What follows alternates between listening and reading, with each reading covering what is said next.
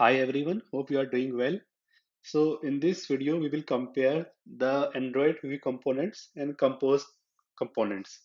So I have created this image where I have kept the Android views and the Compose views. So if you see here, the button class is same in Android View class and Compose class.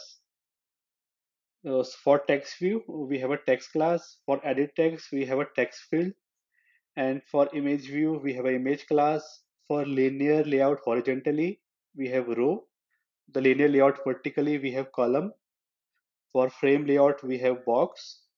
So instead of scroll view, we can use column and we will specify a modifier. Like the modifier, we can either scroll it vertically or either we can scroll it horizontally. There is constraint layout in Compose as well. We rarely require to use a constraint layout because everything we can cover with row and column because there is no performance overhead in case of a Compose UI because there are no nested view hierarchy created and we don't need to inflate the layout and find out the IDs and other things. So we can achieve everything with the help of row and column.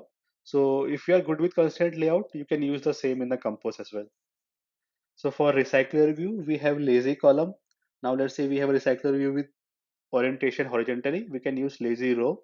Similar way for grid, we can use lazy vertical grid or lazy horizontal grid. Similar way we have classes like snack bars, and for card view we have a card. So next important thing is modifiers.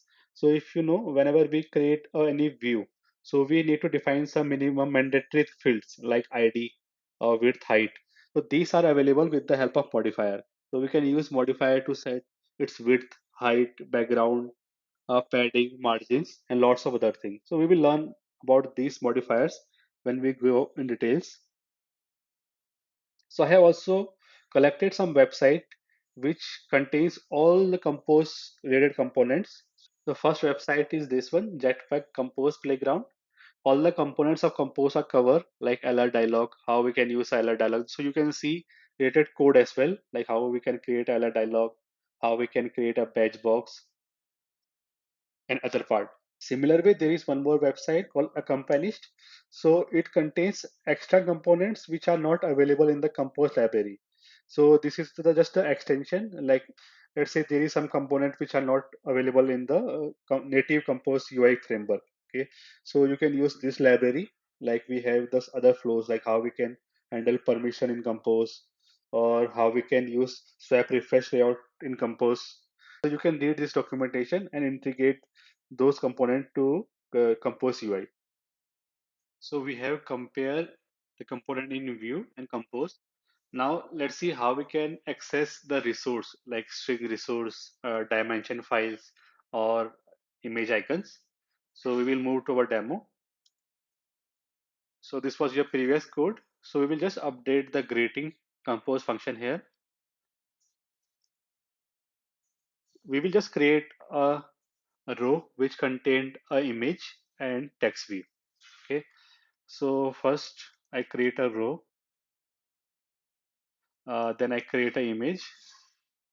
So if you see when I type image, it mentions define painter and content description. Okay.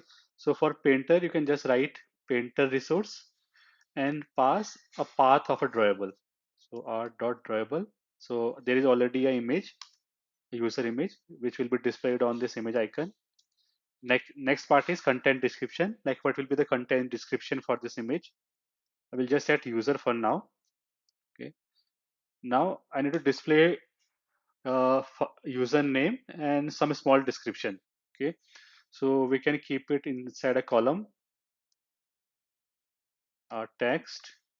So we will use string resource and pass the ID for the string r dot string dot. Let's say currently we just say app name. Okay.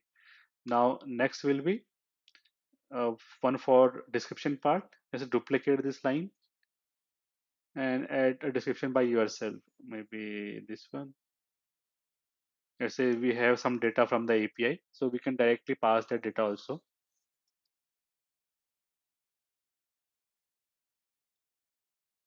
Yeah, so there is extra code. Maybe we can remove this code now. So now you can see we have a row and row contained, first it contained image, this is image. Second part is it contained the user application name and some basic information. Okay.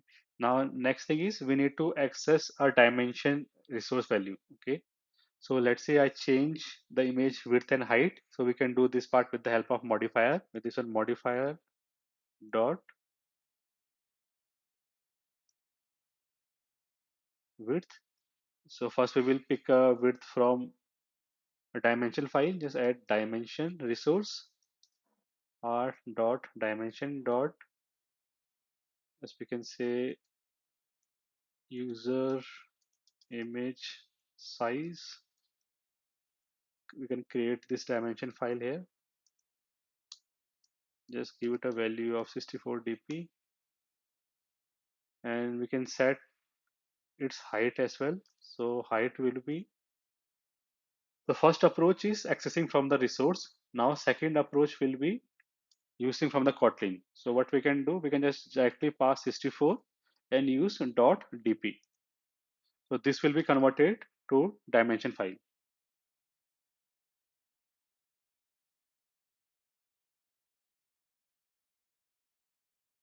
So now you can see the user image size got increases, and we have used printer resource. Similar way we have used a string resource.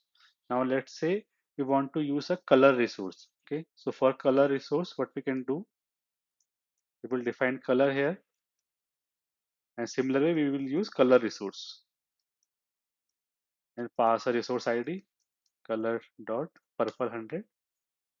Similar way we can use our own Kotlin colors also. So if you see here, we have defined some color here.